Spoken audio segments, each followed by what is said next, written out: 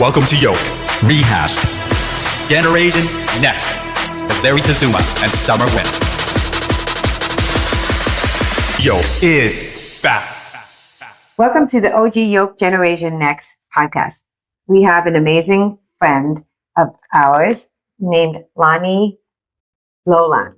She's Filipina and she's a fashion designer and screenwriter up and coming. And we will hear her story because it's so amazing that she came over from the Philippines by herself.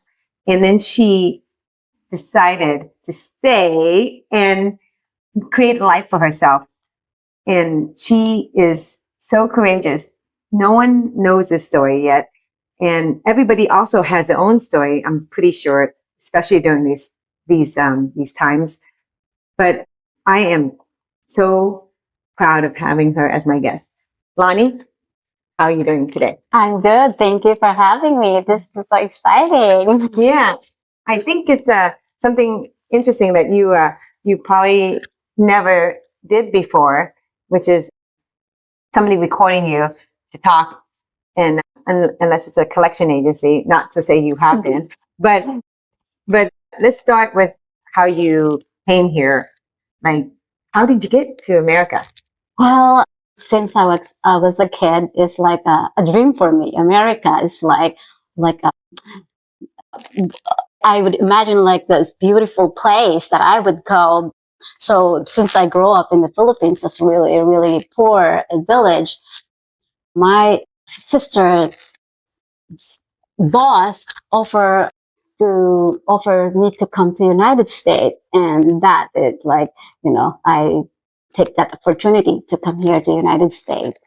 Wow. And how did you meet that boss? I came here to United States as a nanny. They offer for me to work for them, to taking care of their baby. They sponsor me. But I never met them in person. Yeah. So it was my first time to meet them here in United States. So it's like me coming here and not knowing anybody. I don't have any friends. I don't have a family. So, I know. and I never met this family. So I was scared that it might have been some psycho family. I was not scared because they're Filipino. And I see. Yeah. So my sister trusts. them. Oh, okay. Notice we're not scared of any Asian psychos. Yeah. Well, it's a little bit scary, but I know that it's like America is my dream for me. So like coming in here, it's like I'm so excited. Yeah. So because when you come over and they sponsor you, how long does that take to sponsor you? It's a long process, but they taking care of everything for me. Like, to get the passport and visa and everything. I don't have to deal with it. So I'm just so blessed. And I can't believe they took a chance. And they're not family, right? Yeah, they're not my family. Yeah. Wow, yeah. That's amazing. And the thing is, how did your parents feel about you leaving them? Well, my mom passed away when I was a little kid. And my father, he's so happy for me. Like that I didn't even grow up with my family, my biological family. Yeah. My teacher adopted me when I was 2 years old. I mean, I'm not 2 years old. When I was second grade. Second grade. Yeah, because we are very, very poor, and I cannot. My father cannot afford us to send it in school. So my teacher adopted me when I was 8 years old. My second grade teacher. And your teacher didn't have any kids or anything? They have kids too. She has 3 children. I have two adopted sister. Yeah. And I stay with them, and I like them, the family. They treated me like Cinderella. Oh my God. Yeah. The opposite. Like, the opposite. Right? Well, even though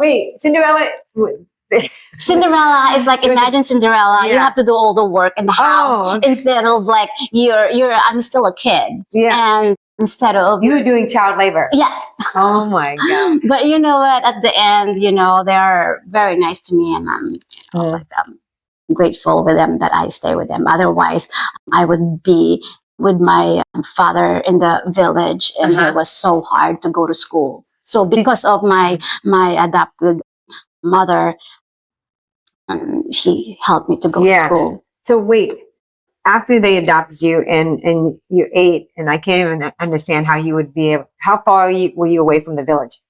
It's like maybe like 2 hours. It's not that far, but how to get to the city? They are in like town, and to go there, is hard because there's no cars. Like here in taxi, it's easy to go some places. But there is like, you have to go through the jungle and cross the river just to go to the school, just to go to the town. Oh my God, so many bugs and animals during that time. Tell me, how many kids, sisters and brothers do you have?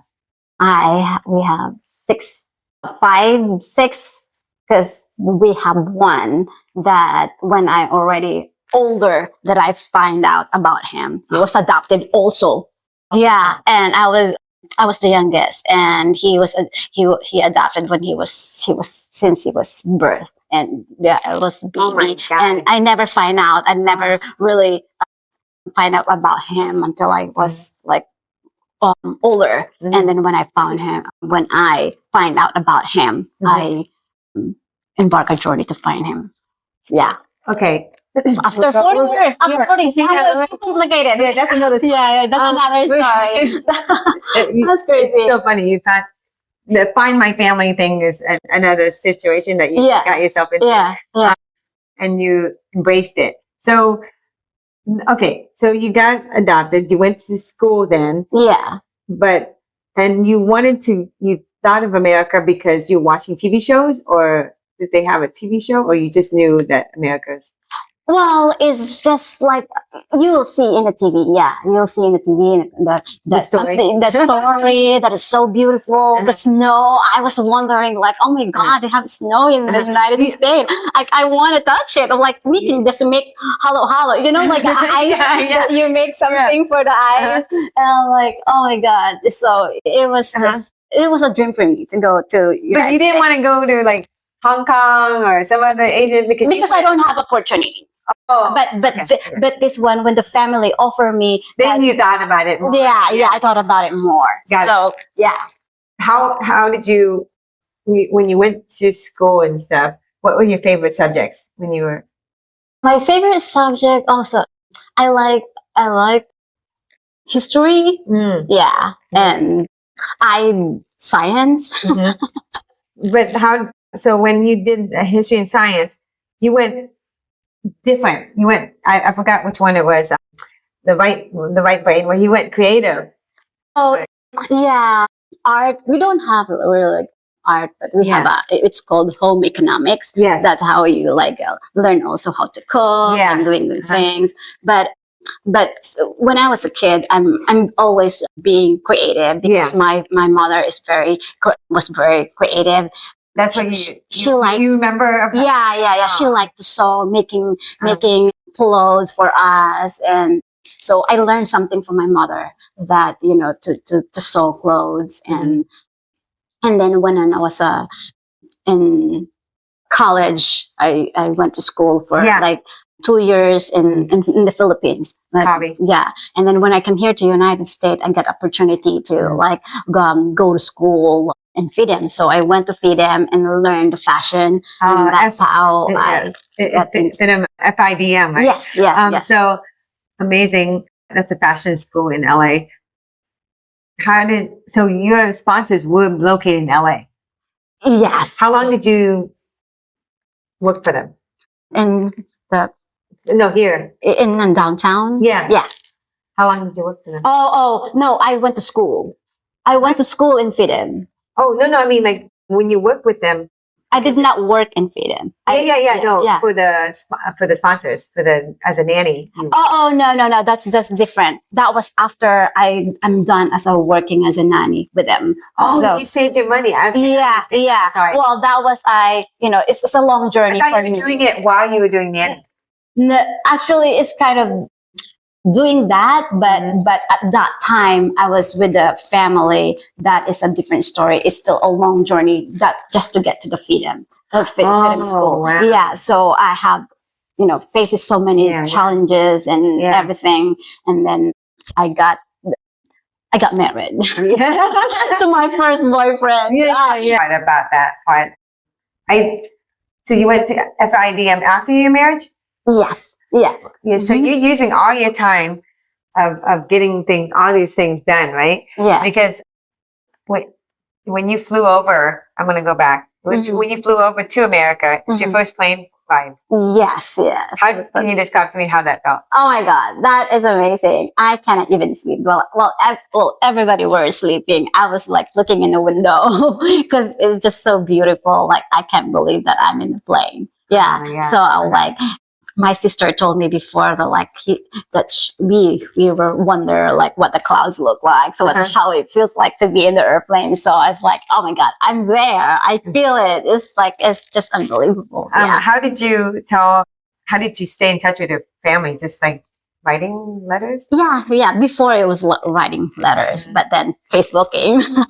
Yeah. So it's so exciting. We were exchange messages in Facebook, and then finally like see each other, and that's I'm jumping on this, but when did you get to see them again? The last time I see them, it was like maybe. Well, the first time I should say. After you already moved here, you worked and you. Oh, that was a long time. I didn't see them for like maybe 10 years. Okay. Because I came here to the United States and I had, I stayed with the family for 2 years as a nanny. And then they said, okay, you have a chance to, like stay here, but we cannot take care of you anymore. So you have to take care of yourself. So you either go back to the Philippines or stay here, but you have to. They only needed you for 2 years? Yeah, they only needed me for 2 years because the baby goes to school and they don't need me anymore. So I have to. I can't imagine them doing all that stuff for just 2 years. Yeah, so I don't have a paperwork for like for like 10 years, and then it was hard. It was hard. It was like really tough, but I faced so many like challenges and like. Well, I don't want to give you any. Trauma about it. Yeah. Uncomfortable for you, but can you give me one challenge that you thought was like that you were able to, go over? Overcome. Yeah. So the biggest at that time for me is like I don't have any family. I don't have friends. Well, I met some friends by then. Yeah. But it's different when your family taking care of you. And I live alone and. I got sick and like I was crying. It's like, oh my God, I don't know. I was like, I don't have a family, and it was like it's so hard. And like I lost my family that I worked for. Sponsored me, and they moved somewhere, and they're like my family to me, and like it's just so hard. Now I'm just making me cry. Okay. It's fine. So, anyways, that is the hardest part for me at that time. But then I always think positive, and I was just thinking like, okay, I'm here now in United States. I have to like this is my dream to be in here, and I have to look for another opportunity to find a job and find But I always like look positive and that makes me like the attitude. So the challenge is probably isolation, right? You don't have any connections. You also don't have any close bonds with anyone that you depended on yourself. I met some friend like a friend, but and also I met my ex at that time. He's become my best friend, and that it's So was it? I guess one challenge was getting work. Were you able to get work? I get work at that time. It's just so hard for me because I don't have paperwork. Yeah. So I only like got my real job when I got my citizenship after like 10 years. Oh my God. Yes. That's crazy. Just imagine. That's so crazy. That's crazy. Like somebody who wants to work and can't work. Yeah. And some people would take advantage of me and like, it's so hard. Oh my God. So now were you able to get out based on your instincts? You said people took advantage of you. Were you able to like just Because sometimes I meet some weird people too. Yeah. You know, something's wrong with them. At that time that I thought I found another family. They're rich. I mean, I don't know how they live in Beverly Hills. Yeah, we don't know if they're rich or not. Yeah. But then I went to that family and I stay there, but they put me in a garage. Oh my God. Yeah. So that was like so hard for me. And like, and then I had take a day off, Sunday off. And when I come home, when I got back to my work, they put all my belongings in the street. Oh my God. Because like, I don't know, they changed their mind. They don't want me to work for them anymore. And it's like, that's another thing. Tragic. Yeah. Oh my God. And just to show, like, I mean, I don't know. I don't want to generalize too much, but so basically when you went to and do all these, it's difficult because of the husbands at all, or did you find any difficulty, or are you okay? For what? The husbands. The husband? Yeah. Well, I got married with my ex. Oh, yeah. So you didn't have to have that trouble with it. We have a really great relationship, but then it's another thing that, you know, I'm here in United States for like 10 years. Yeah. And I want to have kids after. Because I don't have a family. I want to create my family. Yeah. So I want to stay here because I really love here, living here compared to the Philippines. Yeah. So I want to create a family, and he doesn't want to have a family. And, you know, we got divorced, and he said, I love you, but I cannot give you the dreams that you want. Me too. Yeah. So we got divorced, but the best thing happened in my life. It's hard. But I want to say that I'm saying, like, so when you're working as a nanny, nobody like gave you any trouble, like, you know, the husbands, because that's what I'm afraid of all the time. That happened. Yeah. I don't want to get into the details, but that happened to have a lot of experience. Okay, that's a lot of crazy things, horrible. Yeah. That I don't want to get into it. Copy. Yeah. All right. So when did you, in the moment of your 10 years, did you feel like you wanted to turn back and go, you know, this is too much for me? Yeah, like I said, I have faced many challenges, but I always keep my mind positive that, you know, I'm here already. Okay, and so I'm so blessed to be in here, and you know, I have to find a way. I have to find a solution. You know, like there's a problem always has a solution, so I have to, you know, like to make it work here. Yeah. So there was not a moment where you gave up. You said, I'm not going back. No, I'm not going back. Yeah. Going back is not an option for me. Copy. No, that's good. That's So after you told me once, because you said that you always lived alone before you got married to our friend, Jason. Yeah. So tell me this. I've never lived alone, so I don't know how. How did you live alone and be, like, how? Maybe that's a dumb question, but it's just, you don't know a lot of people, and then you still maintained your independence. Which is amazing. Well, I think you really have to, like, just, like, live with it, you know, like you don't have a choice. You just have to keep yourself entertained by going out and enjoy the nature, you know, like there's a lot of free things that you can do. And that's what I did. I really appreciate going out and like, you know, go to the beach, and it's like, oh, it's beautiful. Yeah, you're really outdoor person. Yeah, I know you, Jason.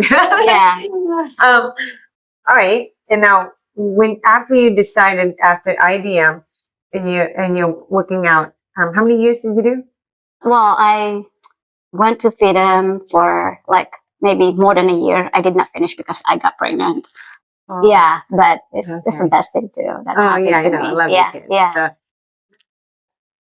you decided after, we'll get into the fact that, you married Jason Gervitz. Mutual friend or your husband, my friend. I've known him for over 20, 30 years. Wow. Yeah. And you know him more than I know him. Yeah. Well, I mean, he's extremely creative. and he has he's very ambitious and very sort of in his dream, and it actually matches your ambitions too. Yeah. You both have, usually couples, not both of them are not ambitious. It's always one person who's a little more stable and stuff. Yeah. And you guys are always fearless. Like you guys are hiking with your kids on the cliffs, and you guys are doing wild stuff that John Paul and I never do outdoors.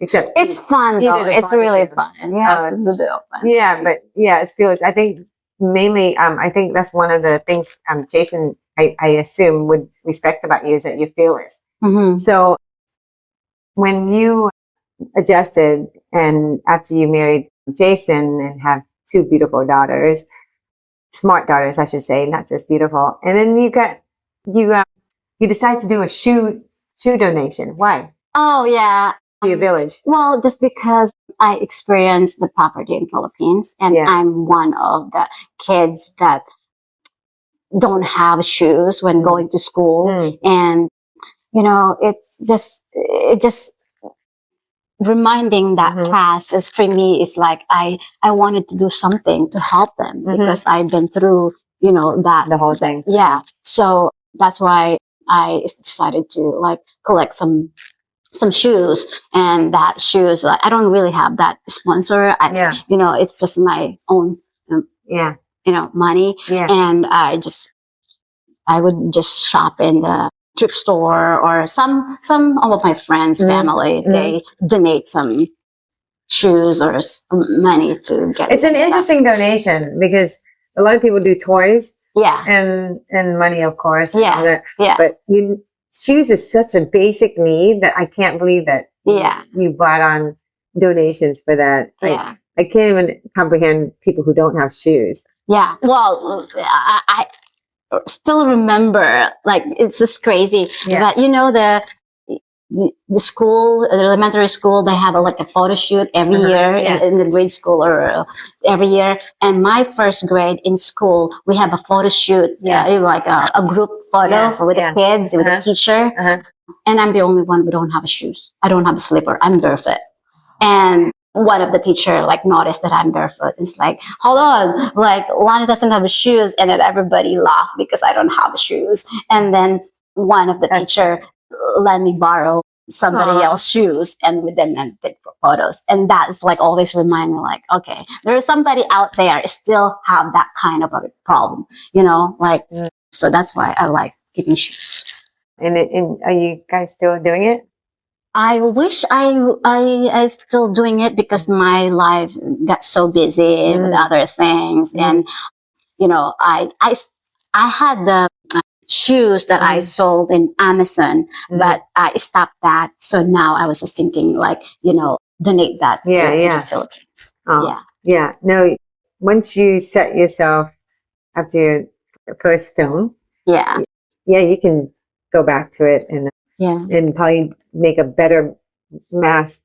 As usual, when you have named actors, they will help you have a platform to help other unfortunate or people who need things. So I think that's another course of action that we can all do. And oh my God, I remember that one time where you guys had your brother or something lost his. Oh yes, you remind me. So thank you. I think you helped me with that. So no, thank you. There's so many things that we've been friends with, and I just want to see my friends succeed, as well as the struggles that they go through, that they won't give up. And I just love that. I'm very motivated by that. But it's just the fact that, like, one time, listeners, like when I was trying to have a kid, my friend LANI here helped us out, and it made us, it was an incredible journey. She was so scared, but she kept her word and she did it. And we didn't succeed, but the fact that somebody was willing to donate their personal egg, it touched me every time I think about it. And it's crazy how you can't get it's just crazy that we didn't succeed with all that love that we had just to get it done, you know? But anyways, we don't want to like, go too emotional on it.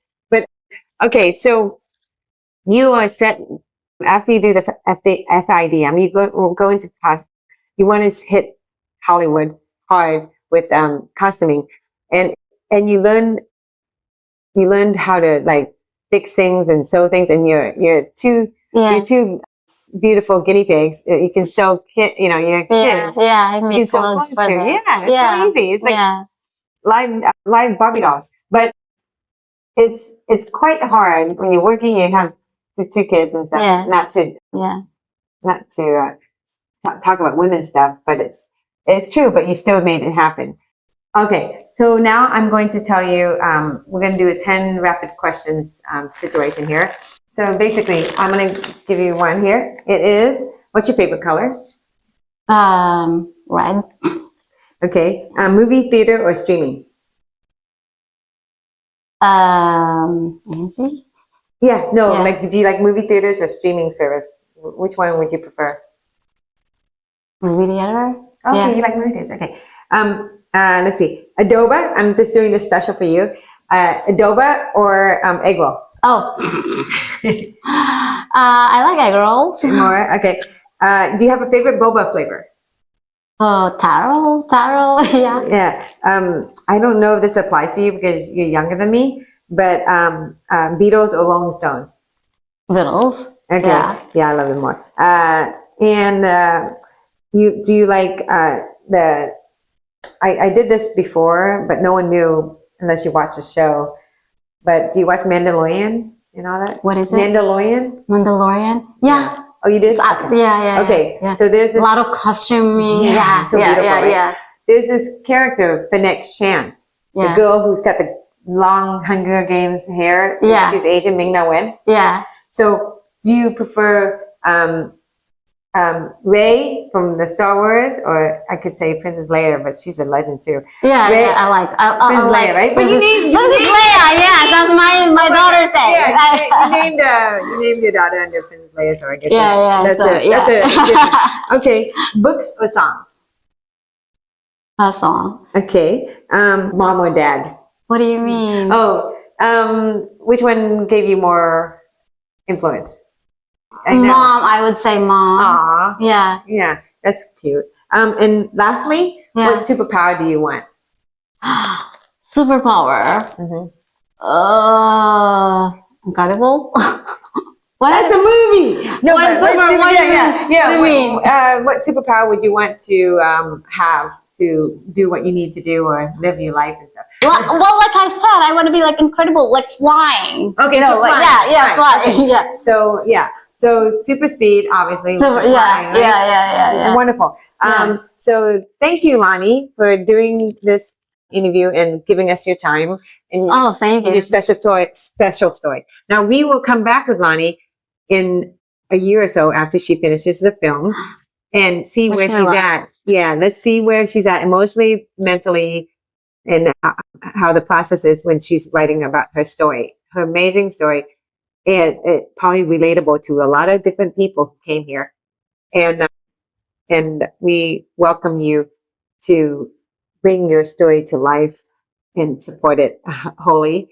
And thank you to anybody who listens to us, and grateful for Jason Gervitz and OG Yoke Magazine and Tommy Tam, Mary Tizuma, Tin Yen, and the whole group. Amy, of course, Amy Lee, Lee Stevenson. She helped us have this location to film or record. Thank you very much, guys, and have a wonderful weekend. Bye.